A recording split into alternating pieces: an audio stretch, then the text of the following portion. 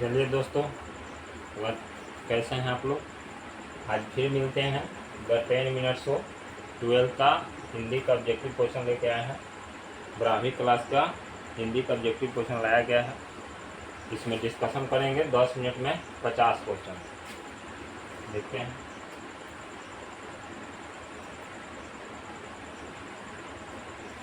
ये Jan Saraswati study centre YouTube channel JMSSC Parsa Saran Bihar, run by Amit Kumar, यानी मैं ही रन कराता हूँ। आगे बढ़ते हैं।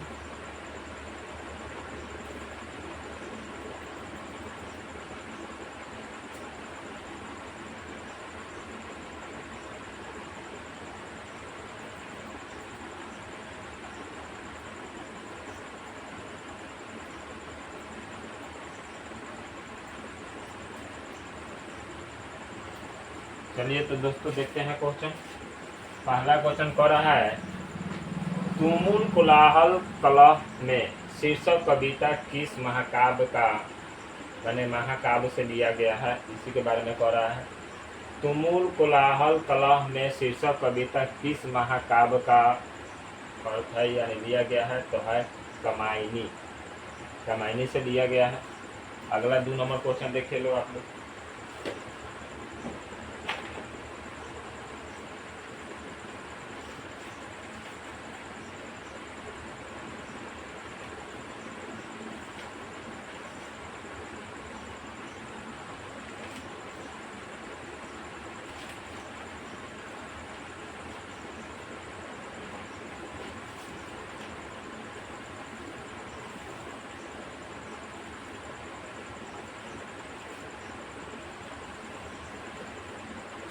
आगे बढ़ते हैं दोस्तों।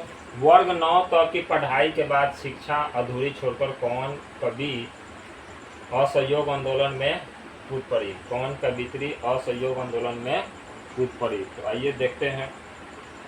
इसका आंसर होगा सुभद्रा कुमारी चौहान। आगे बढ़ते हैं।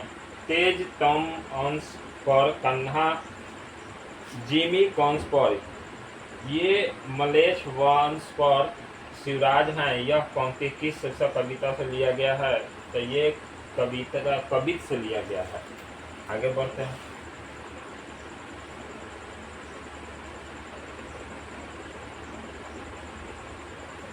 भूषण ने किस रस को प्रमुखता दी है। भूषण ने किस रस को प्रमुखता दी है, तो देखते हैं क्या होगा। डी श्रृंगार रस की। क्या होगा, श्रृंगार रस की और वीर रस। भूषण ने किस रस की प्रमुखता दी है, तो वीर रस का भी प्रमुखता दी है। गोस्वामी तुलसीदास हिंदी के कैसे कवि महाकवि हैं। गोस्वामी तुलसीदास हिंदी के कैसे महाकवि हैं, तो जातीय महाकवि हैं। आगे बढ़ते हैं। म का उच्चारण स्थान क्या है। प फ ब भ म। सबको जानते हैं कि ओठ से, ओठ से होता है, प तालु से, कण से। पृथ्वी शब्द का संधि विच्छेद क्या होगा। पृथ्वी शब्द का संधि विच्छेद क्या होगा, देखते हैं। इसका होगा पृथ्वी जोड़ इस। पृथ्वी क्या होगा, पृथ्वी जोड़ इस। आगे बढ़ते हैं।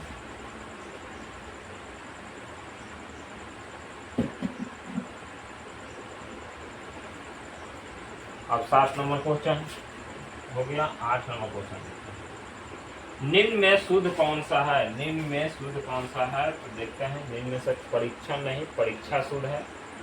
वाराणसी शब्द कौन सी संज्ञा है, तो नाम है। सबको जानते हैं कि नाम है, तो व्यक्तिवाचक संज्ञा होगा। वाराणसी व्यक्तिवाचक संज्ञा होगा। अब 10 क्वेश्चन देखते हैं। नगर शब्द क्या है। नगर शब्द क्या है। स्त्रीलिंग पुल्लिंग उभयलिंग। स्त्रीलिंग पुल्लिंग उभयलिंग। नगर शब्द जो है पुल्लिंग है। हिंदी में वचन के कितने प्रकार होते हैं। हिंदी में वचन एक वचन, बहुवचन। संस्कृत में एक वचन, द्विवचन और बहुवचन। इसमें देखते हैं हम लोग। हिंदी में वचन जो होते हैं वह 2 प्रकार के होते हैं। तीर से बाघ मार दिया गया किस कारक का उदाहरण है। तीर से बाघ मार दिया गया करण कारक का उदाहरण है। आगे देखते हैं। वह मेरा छोटा भाई सौरभ है किस सर्वनाम का उदाहरण है? तो ये संबंधवाचक है। वह मेरा छोटा भाई सौरभ है, ये संबंधवाचक है। सब धन कौन सा विश्लेषण है? सब धन कौन सा विश्लेषण है? तो आंसर होगा परिमाण बोधक। परिमाण बोधक। 10 मिनट में हम लोग को 50 क्वेश्चन करना है, थोड़ा तो स्पीड चलना होगा। क्रिया के कितने भेद होते हैं? क्रिया के एक सकर्मक क्रिया, एक अकर्मक क्रिया, दो ही भेद होते हैं। क्रिया के कितने भेद होते हैं?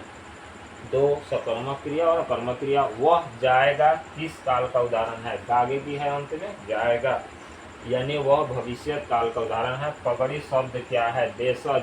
पगड़ी शब्द सबको जानते हैं कि इसका विदेश में नामे नहीं है। वर्ड मीनिंग ढूंढिए तो मिलेगा या नहीं भी मिलेगा, इसलिए पगड़ी शब्द जो है वह है आपका देशज। जिन शब्दों के खंड सार्थक ना हो वह क्या कहलाते हैं? वह रूढ़ कहलाते हैं। जो सार्थक ना हो तो क्या कहते हैं? रूढ़ कहते हैं। आगे बढ़ते हैं। विनय शब्द में कौन सा उपसर्ग है? उपसर्ग हर एक शब्द के पहले आता है उपसर्ग, यानी बी। क्या होना चाहिए? बी। आगे बढ़ते हैं, यानी सी नंबर। वंदना शब्द में पढ़ते हैं लास्ट में आता है वंदना, वंदना। तो इसमें देखते हैं लास्ट में जो आएगा ना, वंदना यानी ए आएगा। मामा शब्द का विशेषण क्या होगा?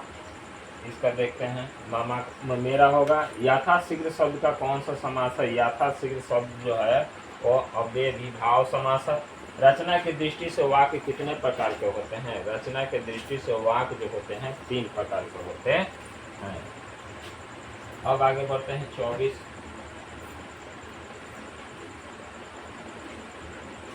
हर तरह के संकटों से घिरे रहने पर भी वह निराश नहीं हुआ किस वाक्य का उदाहरण है? तो ये संयुक्त वाक्य का उदाहरण है। निम्न में से शुद्ध वाक्य कौन सा है? निम्न में से शुद्ध वाक्य जो है आपका चरखा कतना चाहिए। अगला अतरंग। अतरंग का विलोम क्या होगा? अतरंग का विलोम क्या होगा? तो इसका होगा अतरंग का बहिरंग। जिसके समान द्वितीय नहीं हो के लिए अद्वितीय। इसका प्रयोग करेंगे अद्वितीय का। आगे बढ़ते हैं। अंगारों को लौटना मुहावरे का अर्थ है ईर्ष्या से व्याकुल होना। अंगारों को लौटना का मतलब अर्थ है ईर्ष्या से व्याकुल होना। अश्व सबको जानते हैं। अश्व जो है वह घोड़ा का प्राची शब्द है। अब इनमें तुरंग कहेंगे, घोड़ा का तुरंग। आगे बढ़ते हैं। उसने उस पुस्तकालय को खरीदा जो उसके मित्र का था किस वाक्य के उदाहरण है? ऑप्शन होगा मिश्र वाक्य के उदाहरण है। अधिनायक शीर्षक कविता किस कविता संग्रह से लिया गया है? अधिनायक कविता किससे लिया गया है? तो यह लिया गया है आत्महत्या के विरुद्ध। एक लेख और एक पत्र शीर्षक पाठ क्या है? एक लेख और एक, ये जो है ये समझिए कि ऐतिहासिक पत्र है जो भगत सिंह और चंद्रशेखर आजाद उससे संबंधित है। भगत सिंह के पिता का क्या नाम था? भगत सिंह के पिता का नाम था सरदार किशन सिंह। अगला है ओ सदानीर। फिर दोस्तों बता देते हैं 3 मिनट से प्रतिदिन आता है। कभी इमरजेंसी वॉश ही रुक जाता है, कोई कारणवश या एग्जाम उजाम हो उसी कारण रुक जाएगा। तो 10 मिनट सो लगातार आते रहेगा। सब्जेक्ट का बदलाव भी किया जाएगा। अभी हिंदी चलाया जा रहा है। आगे बढ़ते हैं। ओ सदानीर शीर्षक पाठ के अनुसार सन 1962 की बाढ़ का दृश्य जिन्होंने देखा उन्हें रामचरितमानस में किसके क्रोध रूपी नदी की बाढ़ याद आ गई? तो इसका आंसर दिया हुआ है कि कई के। ओ सदानीर पाठ के अनुसार गांधी जी ने आश्रम विद्यालय कहाँ स्थापित किया था? इसका ऑप्शन है बरहराव, मधुबन और भितराव में। भीति हराव में। पहला बरहराव, मधुबन और भीति हराव में ये अपना आश्रम विद्यालय स्थापित किया था।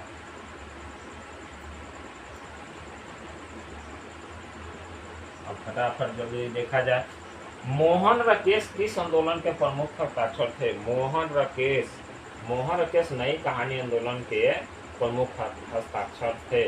आगे सिपाही की मार शीर्षक पाठ में हड्डियों का चलता फिरता ढांचा कौन है? तो हड्डियों का दीनू कुम्हार है, जो हड्डियों का चलता फिरता ढांचा है।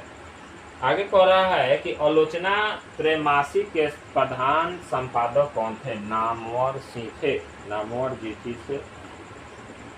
आगे कह रहा है पर प्रगीत और समाज शीर्षक पाठ के अनुसार आचार्य रामचंद्र शुक्ल के काव्य सिद्धांत के आदर्श क्या थे? फिर से देखते हैं, प्रगीत और समाज शीर्षक पाठ के अनुसार आचार्य रामचंद्र शुक्ल के काव्य सिद्धांत के आदर्श क्या थे? तो इसका आंसर होगा दोस्तों प्रबंध काव्य। अगला, जूठन शीर्षक आत्मकथा में स्कूल के हेडमास्टर का क्या नाम था? तो इस स्कूल के हेडमास्टर कालीराम था। आगे बढ़ते हैं, सौभाग्य शब्द का विलोम शब्द क्या होगा? दुर्भाग्य। सौभाग्य क्या होगा? दुर्भाग्य। आगे बढ़ते हैं, पत्नी शब्द का प्रवाची क्या होगा? अर्धांगिनी। हमारे जवानों को देखकर दुश्मन भाग गए कि कौन सा वाक्य है? ये आपका मिश्र वाक्य है। कहाँ जा सकता है? कौन पदबंध है? तो ये आपका क्रिया पदबंध है। चतुर्भुज शब्द कौन सा समास है? सबको जानते हैं कि जिसमें गिनती लग जाता है, त्रिभुज, चतुर्भुज। ये सब जो है ये द्वंद्व समास के उदाहरण, द्विगु समास के उदाहरण होते हैं। विकास शब्द का विशेषण क्या होगा? विकास शब्द का विशेषण होगा विकसित। संज्ञा सर्वनाम विशेषण के अंत में लगने वाले प्रत्यय को क्या कहते हैं? अब संज्ञा सर्वनाम और विशेषण इस सब के अंत में लगने वाले शब्द को तद्धित कहते हैं। यह और अलावा कौन सा व्यंजन है? देखते हैं, यह और अलावा अंत अर्थ व्यंजन है। आगे बढ़ते हैं, हिंदी में अनुनासिक वर्णों की संख्या कितनी है? तो हिंदी में अनुनासिक की संख्या है 5। दिगंबर शब्द का संधि विच्छेद क्या होगा? तो दिख जोड़ अंबर, यानी 50 का 1। आज 10 मिनट शो यही समाप्त हुआ। इसी के साथ आज क्लास से विदा लिया जाता है। आप सब क्लास सब्सक्राइब कीजिए, शेयर कीजिए। इसी के साथ क्लास आज खत्म करते हैं। शुभ रात्रि आप सभी दोस्तों को।